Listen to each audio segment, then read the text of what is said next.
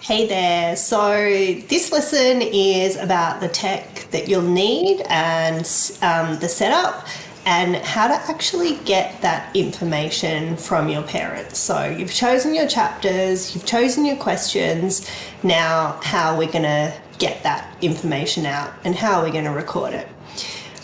So you basically have four options. So you can email them, you can chat to them on the phone, you can chat to them face to face, or you can Zoom them. So it's going to depend on where they are in the world, how they like to talk, what's practically possible.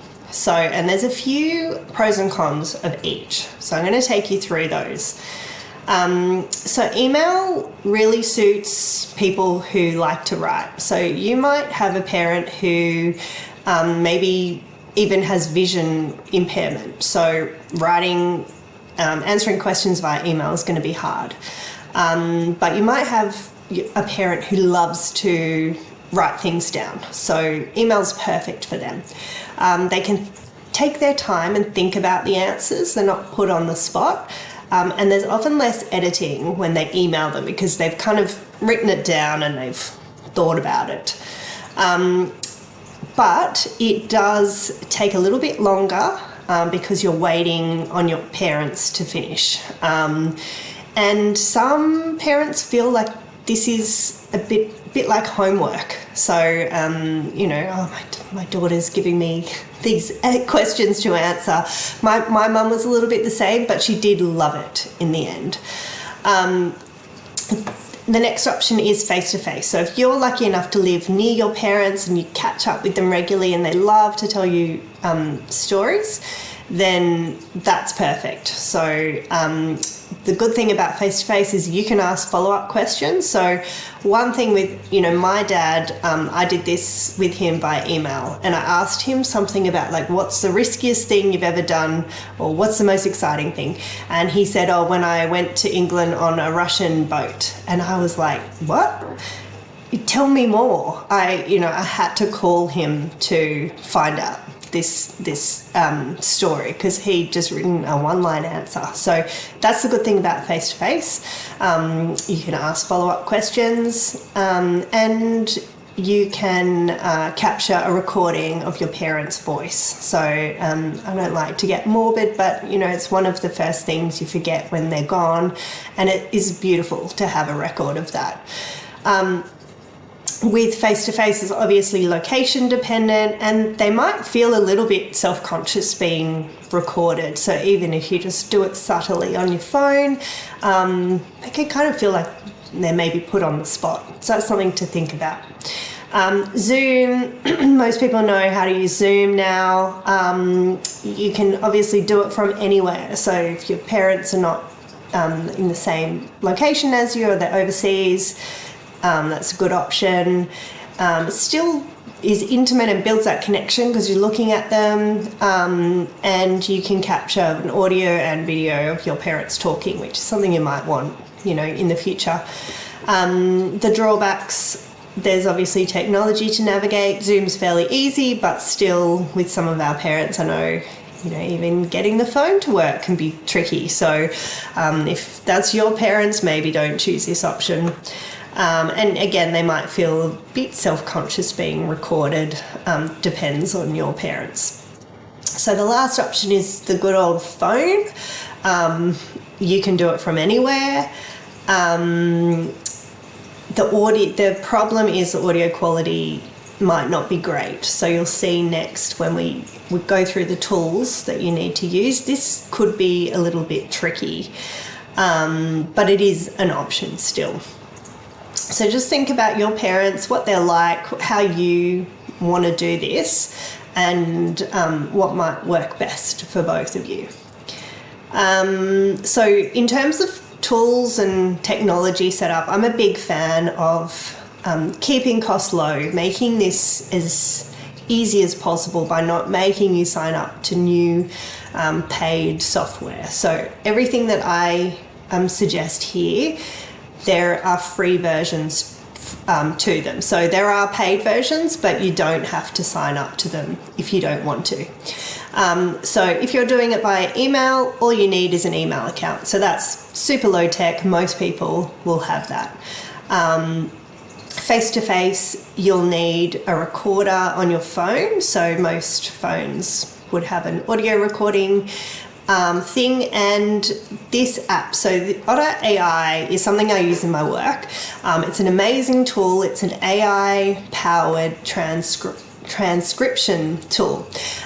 So you can talk and it will automatically write what you're talking. So I'm going to try and give you a little demo of that. So I'm going to go into here, hit record. You can see I've used this for some work stuff. So as I'm talking, Otter is writing down what I'm saying. So it is an AI generated tool. So it definitely makes mistakes. It's gotten much better over the years since I've been using it for a few years now, and I've noticed a massive improvement. But it still does make some gnarly little errors, especially if you have an accent. It's not great with accents, but you can see it's even fixing up its own work as it goes. So it originally thinks I'm saying something else, and it's like, oh no, I get what she's saying. So it's pretty cool. You can see how it works here. So what you would do with if you were having a face-to-face conversation with your parents, you can get this Otter app on your phone, and you can use it as a recorder, and you can actually see it transcribing as your parents are talking. The only issue is that I'm going to stop this because I'm getting distracted. That it has a 30-minute limit with the free version. So if you wanted to pay for it, it would be unlimited amount of time. But on the free one, which I use, every 30 minutes I just have to stop it and start it again. So you just have to remember to do that, otherwise you might miss out. Which is why I suggest recording it on your phone and then playing the audio into Otter afterwards. That's a little bit more reliable, and you're not going to be stopping and starting. It might be a little bit jarring for your parents. Okay, so Zoom, you obviously need Zoom.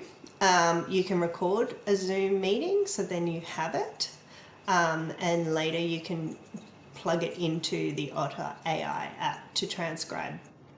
The last option, phone. You will need, so you're talking on the phone with your parents, on your mobile probably. You'll need a second phone, so an old phone with Otter on it, or a recorder.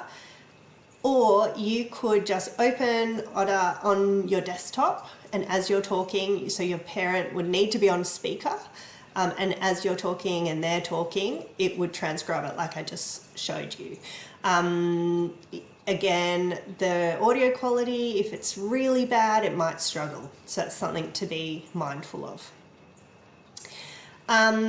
So tips, things to know. So there is a fifth option, which is a hybrid type thing. So as I said with my dad, I emailed him originally, and then I spoke to him face to face, or you could do phone or Zoom to fill in the gaps. I needed a little bit more from him. You might have a parent a bit like that too. If you're emailing, I recommend to send all the questions in a chapter at once. So you could send them one. There are services where you can they answer one question a week, and you can try and recreate that. I would just say, here's the chapter I want to cover first. Here are all the questions. They can think about it, answer it in their own time. I think that's a bit more manageable for both of you. If you're going to do face-to-face or a Zoom, make a date with your parents. You know, make sure you get babysitters, make sure it's quiet enough. You could probably cover 1 or 2 chapters in a sitting. Try not to try and do too much. They might just get a bit like, ugh. and send them the questions before. So give them time to prepare, to figure out what they're going to say. And I'll go through some tips to get the memories flowing in the next video. All the apps I've recommended, as I mentioned, they use the free version. Otter has that 30-minute limit, so you need to be aware of that. And as I mentioned, it's an AI generated program, so there will be errors. You might get some really funny things, but there are you can edit them later, and I'll show you how to do that too. So scanning in photos. So photos are really great to include in Keepbook, and in the Canva template there are some layouts that you can drag photos into. But often with these, they're physical photos, they're not digital, so we need some way to digitize them. And this app here that I discovered, PhotoScan by Google Photos, is an excellent app. It not only scans it, so it's different to just taking a photo on your phone. You'll often get glare and the quality will be really weird. So this app does it's a really cool technology where it gets rid of the glare. It figures out what the photo is and it scans it into a digital format. So underneath this video on this page, I'm going to put a little link to a tutorial that shows you how it works. It's really easy to use. So you might have to show your parents how to use that, or even go around if you can and do it for them. But they should be able to figure it out.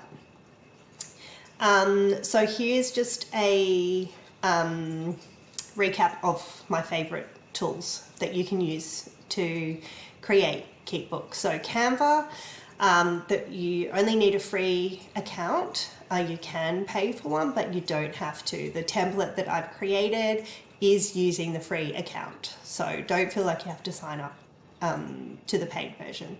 Otter is the one that I showed you before, the transcribing. Grammarly is another great free tool. So it's like spell check on steroids. It's really great. It's another one that I use in my professional life. I love it. So again, it's free and really easy to use. And the last one is PhotoScan. So after this, I recommend you go and download these apps, sign up to the free versions, and then we'll start using them. All right.